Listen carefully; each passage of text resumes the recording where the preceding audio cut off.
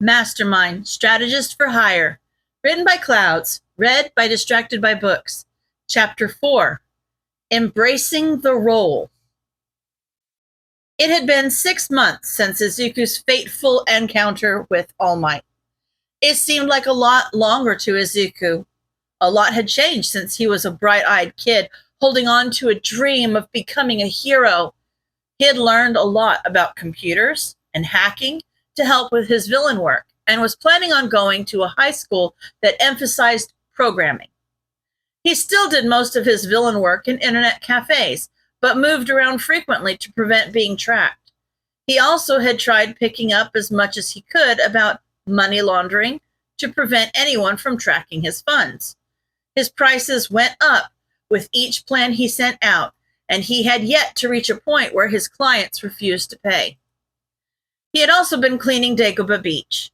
It had started as a way to deal with his guilt over becoming a villain.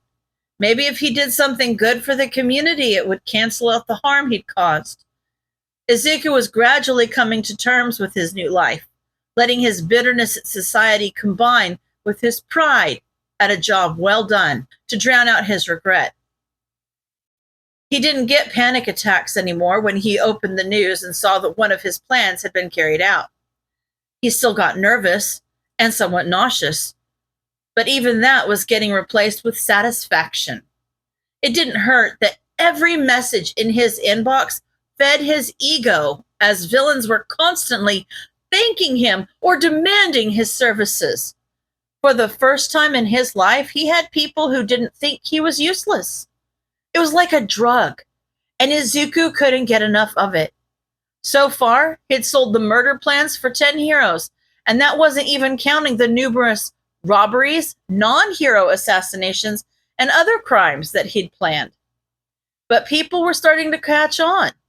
Conspiracy theorists online were starting to connect the recent uptick in hero deaths, and even the police were starting to suspect that there might be one person behind it.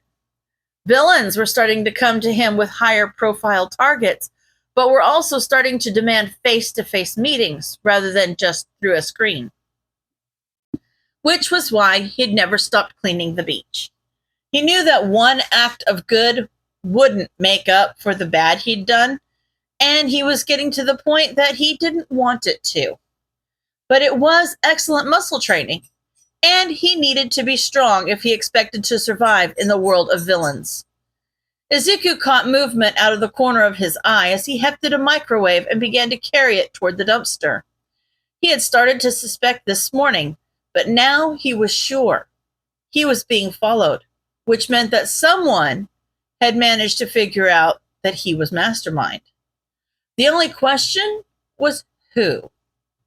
Izuku continued his task without letting on that he knew he was being watched, opting instead to keep an eye out and get a description of his stalker. Hopefully it was a villain. Izuku didn't quite know what he'd do if the heroes caught on to his identity this early in the game, so yeah, hopefully a villain. Izuku had to resist chuckling to himself. What had his life become? By the time he left the beach at sundown, he discovered that his stalker was a middle-aged man with gray hair, a goatee, and apparently a love for cheap suits and cigarettes. He was pretty good at staying out of sight, but Izuku had years of experience hiding from bullies and, more recently, stalking heroes himself. He breathed a sigh of relief. This guy was almost definitely not a hero. But if he had managed to find Izuku, he must have significant connections in the underground. Izuku made a note to check his notebooks when he got home. Izuku had become much more paranoid since he'd thrown himself into villainy.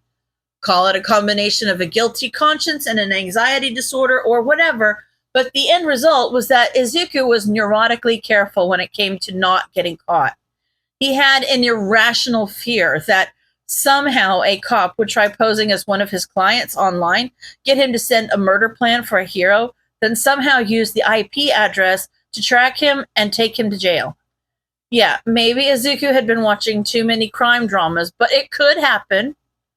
Anyway, he had started to learn as much as he could about the villain underground so that he could reasonably vet his clients. It helped that he'd started asking about his clients' quirks and skill sets so that he could incorporate them into his plans. But a majority of his information came from the dark net and hacking into some of the less secure police databases. Just like he had notebooks of information on heroes, now he had them on villains, and it came in handy in unexpected ways. One client a few weeks ago had commissioned him to help their group rob a casino. It was a difficult job with a big payout, so Izuku had only demanded part of his fee up front. After the job was done, he'd messaged the client about the rest of his money and got the response of, "Thanks, but you should be lucky with what you've got, and you're not getting any more from us." Idiots, really. He'd vetted them beforehand and checked their quirks against the police registry, so he knew who they were, where they lived, and most importantly, their weaknesses. In the midst of his fuming, it hadn't taken him long to find a few villains with a grudge against their little group. Turns out Izuku wasn't the only one these guys had tried to screw over. It was a little harder to find out how to contact their enemies, but once he did, they seemed more than happy to pay Izuku for the chance to take them down. Needless to say, no one had tried to cheat Mastermind out of his fee since. It came in handy now as he looked through descriptions of various known villains in an attempt to figure out who was following him. The guy didn't have an obvious quirk from what he could see, but who would have a reason to come after him? A previous client? No dice. Izuku continued rifling through the papers until bingo. Jiran, a broker. Izuku leaned back in his chair. Of course. The name nagged at him, though. Like he should be more familiar with this guy than just a passing entry in his journal. His eyes skimmed over the notes, lingering on the known connections list when a note he'd made in the margin caught his eye. More specifically, a username. Oh, right! Jiran was the broker who'd reached out to him online a few times early on, offering to arrange meetings with big-name players in the villain world and provide any necessary gear. Izuku had soundly refused. He had been so new to the game when Jiran had reached out and hadn't yet grown comfortable with calling himself a villain. He had also been scared.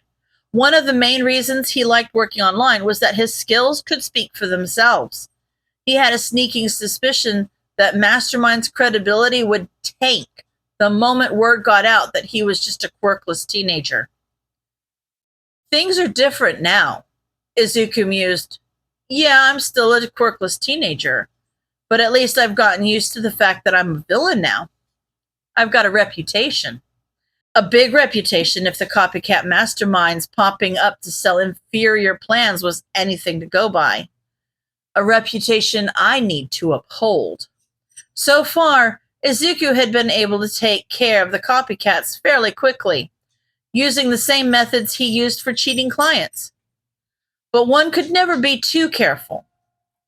Maybe it's finally time to start showing a physical presence. And with that, Izuku pulled out a notebook and began to make plans. End of chapter.